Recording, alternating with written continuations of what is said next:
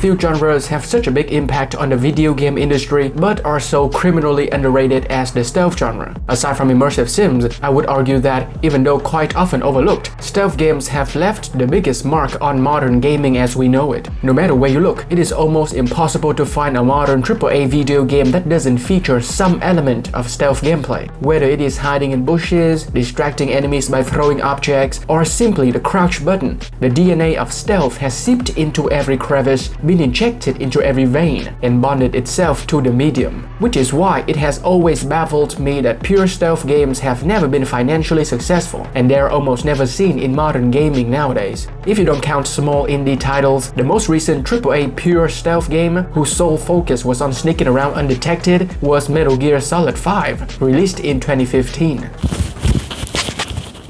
10 years ago.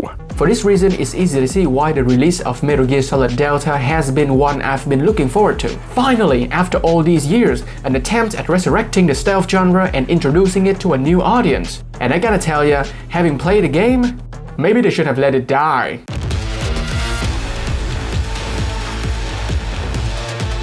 What is up, LobotomizeGang is the guy.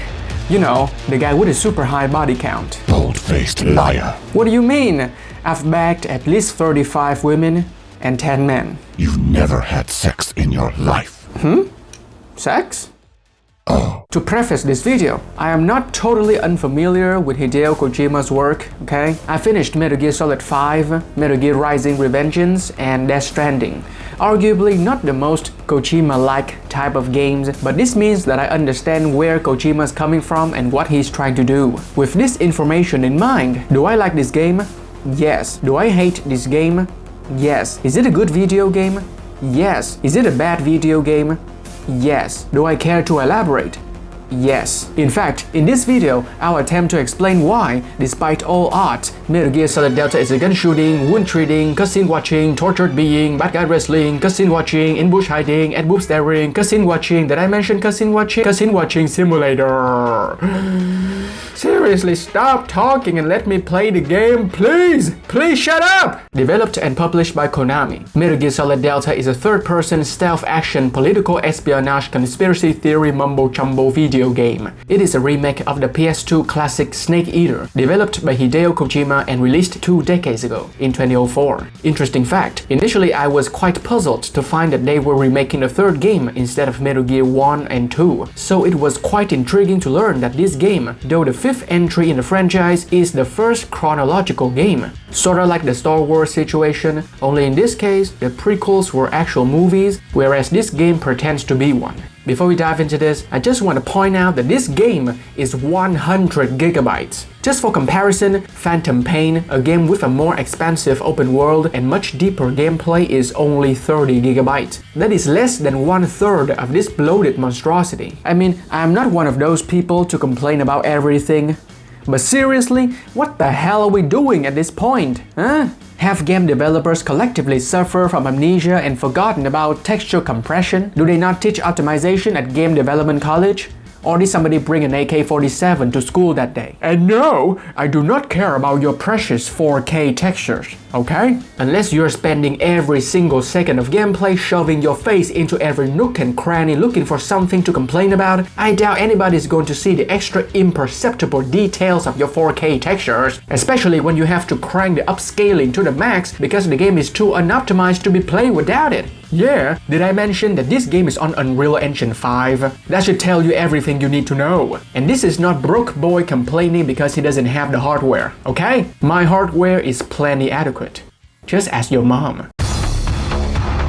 Right off the bat, I just gotta say that this game is great. Not in the sense that it is exceptional or anything, even though, true to its name, it is solid. No, the game is great because it has given me a new perspective on modern AAA gaming. Having spent a bunch of hours in Metal Gear Solid Delta, I have come to really appreciate modern stealth games made by Western developers, not only for the myriad of quality of life features that are still somehow foreign to Japanese developers even to this day, but also for their narratives and the way they are presented. Say what you want to say about Ubisoft games, but at least they make sense, as opposed to MGS Delta, where the story is more confusing than this gender chart that looks like it is used to summon Slanesh. I am not kidding when I say that for the first 4 hours of this game, I had absolutely zero idea what the hell was going on. No matter how hard I tried to understand it, I still hadn't the slightest idea as to where I was going, who I was rescuing, or why there's a guy who keeps popping out of nowhere to show me his revolver spinning skills. Yeah, no joke. And this guy is just one of the many guys, each possessing one weird quirk, portrayed as if they were of monumental importance to the plot, but then killed off in one single boss fight, never to be mentioned again. Okay, here's an idea. Maybe the story wouldn't have been so disjointed and incomprehensible if you had just told it in a normal way. You know, like a normal human being would. As soon as the game starts, somebody thought it was a good idea to bombard you with a bunch of alternative history events that you need to quickly understand and introduce a mob of fictional people you are supposed to remember, only to then, again, hit you with a bunch of political mumbo-jumbo about patriotism and the nature of war, all before you get to control your character. Woman, I barely started the game. What the hell are you yapping about? It has been 30 minutes and I've been in control of my character for 30 seconds. Shut the fuck up! And this is not just a one-time thing either. It's like a feature in this game. The yapping is a core gameplay mechanic. I think this is it. This has got to be the very first tactical cutscene watching simulator that I have ever played. Yeah, the best way I can put it, it feels like the gameplay here is to get you from one cutscene to another instead of the other way around, where the cutscenes are secondary to the gameplay. You know, the gameplay in a video game. I have finally understood why people say that Kojima is a revolutionary. Think about it, the original Metal Gear Solid 3 was released in 2004, right? Long before the rise of the PlayStation slow walking death simulators that are so popular nowadays. So, in actuality, Kojima was ahead of his time in not only creating the first Strand type walking simulator, but also the first 5 minutes gameplay followed by 25 minutes cutscene watching simulator. Yeah. I am not exaggerating when I say that you actually watch more than you play in this game. The cutscenes here run anywhere from 15 to 35 minutes. The further you progress, the longer they get. It feels like this game is a 3D anime disguised as a video game. Now, despite being overly drawn out to the point of absurdity, at least these cutscenes are not all bad. Where other cutscene heavy games like God of War or The Last of Us 2 are so far up their own asses that they wear themselves as meat suits, MSG Delta doesn't take itself nowhere near as seriously. Or at least I think it doesn't. Otherwise, the blackface I chose to wear might actually get this channel taken down. Here's how I would put it. The best way to measure if you enjoy the story of this game is to see how far the stick up your ass is. If you just look at this whole thing and the way it is represented as a joke without looking too much deeper into it, then I think you're going to enjoy the heck out of this game. But should you do the opposite and try to derive some sort of deeper meaning from all of this over-the-top bullshit with a guy who uses bullets as brass knuckles, a guy who shoots wasps out of his mouth, a guy who kills said wasps by merely spinning his dual pistols, and a button to objectify this woman, among other things. If you decide to do that, then I guarantee that you're not going to have as much fun of a time as I had with this game. Mind-numbing, soul-crushing, psychologically debilitating boredom aside, I had a lot of fun with this game when I actually got to play it. And also, I'm pretty sure that this guy is keeping this woman as a sex slave. What the fuck, Kojima? Look, don't get me wrong, I am no paragon of morality and righteousness, okay? In fact, it's quite the opposite. I would dare venture to say that few truly comprehend the abyssal depths of my depravity and the insatiable craving for carnal sensation that I am cursed with. But this just feels gross, you know? Especially when it is depicted in such a serious and straight-faced manner. In a game where all kinds of crazy, wacky, over-the-top hilarity is going on, the one thing that you chose to depict in a realistic manner is sexual assault? Spoiler alert! Spoiler alert! Spoiler alert for the entirety of the game, which is going to take about 10 hours to finish. If you plan to experience this game to its fullest extent, then I suggest you skip to this timestamp. And while you do that, here are my random thoughts of the day. I find it funny that as soon as Netflix becomes popular and started making money, streaming services just started popping up everywhere. But now that streaming has become corrupted by greed and is on the decline, TV shows are bringing back the old method of releasing one episode every week, which I absolutely despise. You see, I've been dying to watch Dexter Resurrection. But since they're releasing only one episode every week, I now have to wait until the entire season comes out. Because guess what? One episode every week just doesn't hit. It just means that I have the entire week to forget about the previous episodes. I don't have the mental capacity to remember everything, you know? Alright. So regarding the woman kept as a sex slave, it is revealed later in the game that she's a spy working for the US government. A fact which should not have come as a surprise, considering this is Metal Gear Solid and it can't walk 2 steps without some political mumbo-jumbo spewing out of his ass. So, I hope they are depicting a patriotic woman who is willing to go to any lengths and sacrifice anything for her country, because otherwise, her being a spy is purely justification for somebody to put their sex slave fetish into the game. But in any case, it is still gross and creepy. Also, at the very end, this woman is revealed to also be a spy for the Chinese government. I just want to throw that out there in case you were thinking that this game wasn't a joke. Speaking of spy, there is one character that I think the game does quite well, which is the boss, who is Snake's mentor. She's hands down the only interesting character here. At the beginning of the game,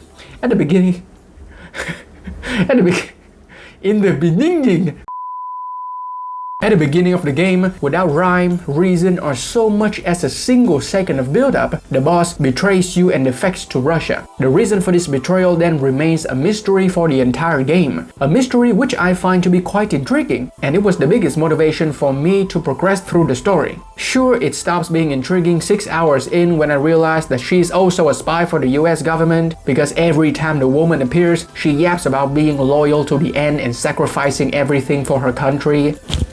Yes, there are 2 women who are spies for the US government, Eva and the boss, and Eva is also a spy for the Chinese. But still, that mystery was one of the most enjoyable elements of the game. It also doesn't hurt that they gave the boss quite a nice conclusion as well, with her sacrificing herself to prove the US's innocence. Who could have guessed that female characters can actually be awesome when you aren't too busy objectifying them? This being a game from a Japanese developer, and more specifically from auteur visionary Hideo Kojima, you can expect some weird quirks and features that have all but been sanded out of Western video games, mostly for their inconvenience. Look, I get it, okay? They are trying to most authentically emulate the experience of being stuck deep behind enemies' lines with nothing but your wits and tenacity to rely on. They are trying to depict the perilous lives that soldiers are forced to live all for the sake of their country. Which is cool and all, but does that life have to be this slow and tedious? I mean, not slow in the sense that you have to be patient and meticulous, alright? This I have no problem with. It is a stealth game after all. No, when I say slow, I meant forcing you to stop everything that you're doing, pause the game, and patch up your wounds every single time your delicate little petite body likely brushes up against a tree branch, falling from 3 feet off the ground, standing near a fire, 4th degree burns, slight change in diet, food poisoning, enemies caressing your cheek,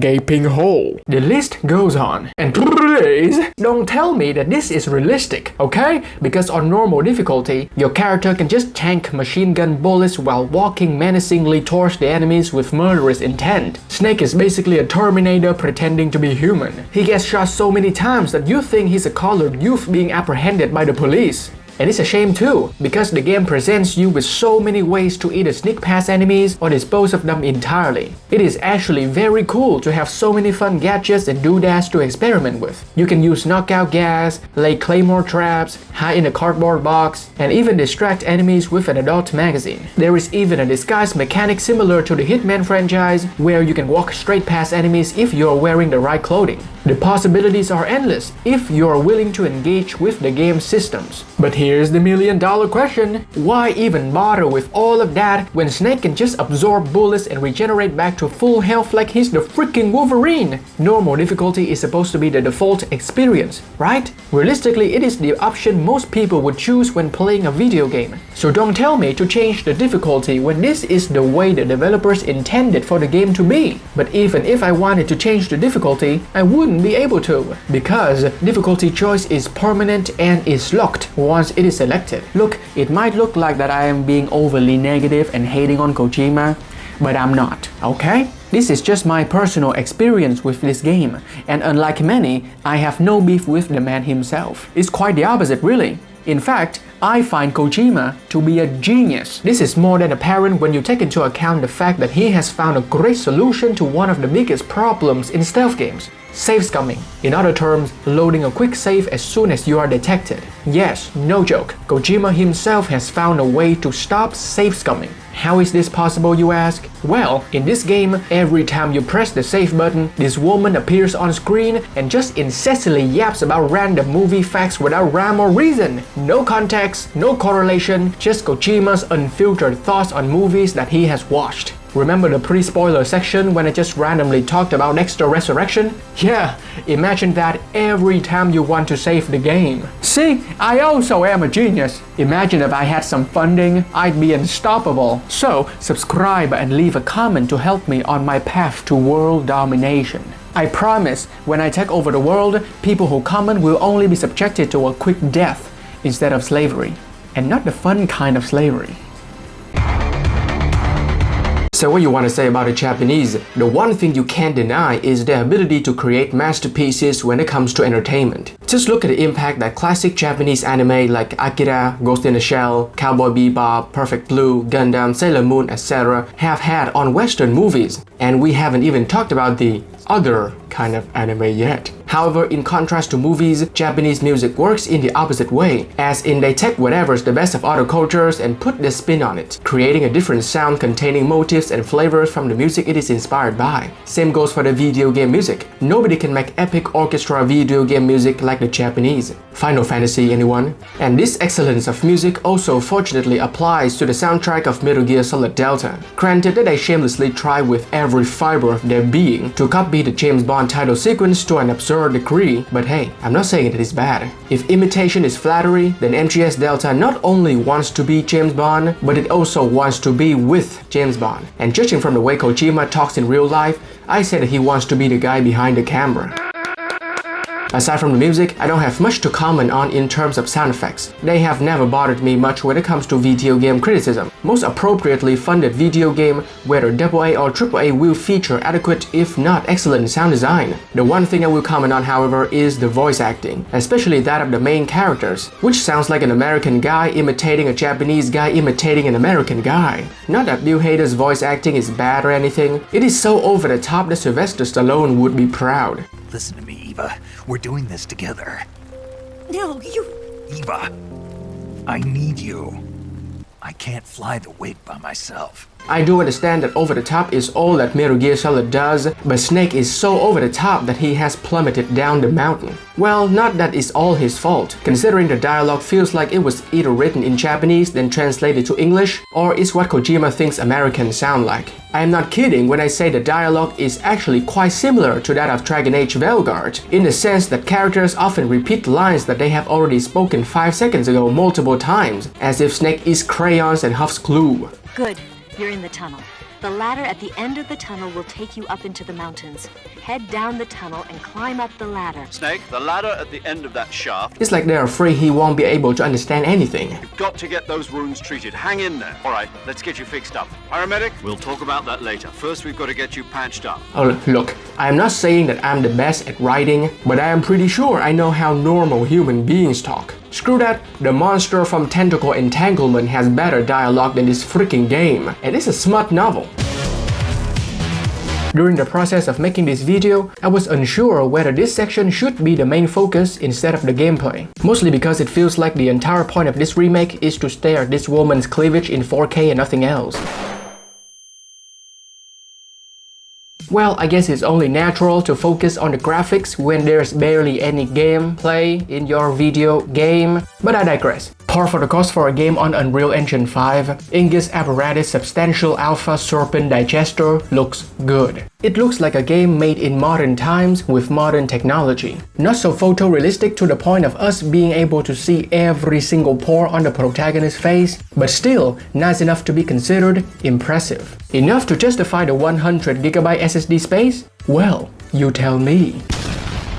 Not that the original from 20 years ago can compete with the remake in terms of visual, but a side-by-side comparison between this and the original is frankly quite intriguing to look at. If not because of the graphical improvements, then for the fact that the devs still managed to somewhat retain the aesthetic of the original, however generic it might be. With that said, the one thing they can retain is the crisp, non-blurry visual that didn't look like you smeared Vaseline on screen. Even on 1440p Ultra, mineral accessory strong beta Cobra consumer looks like somebody rubbed my corneas with sandpaper and dipped my eyeballs into cooking oil. This, unsurprisingly, is thanks to the Unreal Engine 5's aggressive upscaling that is baked into the game, because it is implemented as anti-aliasing that you can't turn off. Just to put this into perspective, I am making a video on Deus Ex Mankind Divided, a game that came out in 2016, and it runs at a stable 60 FPS while looking like this, and without any upscaling. Can you really look at this and be angry at me for wanting video games to be better optimized? I guess that I shouldn't be so critical of it because the game runs great on my machine, even when I'm streaming it on Discord, which you can get access to by becoming a member of my Patreon. Thank you to all of you guys, and a special shout out to Oseyeres, Otrael, Spyro in the Lobotomized tier, and of course Mouse Megala and PR in the Big Boys tier. Back to the video. Even though the game runs great on my computer, it doesn't mean that everyone else will have the same experience, because, surprise surprise, not everybody has a monster of a PC that is sucking up enough electricity to power a particle accelerator. In fact, just to confirm this, I went online to check, and voila!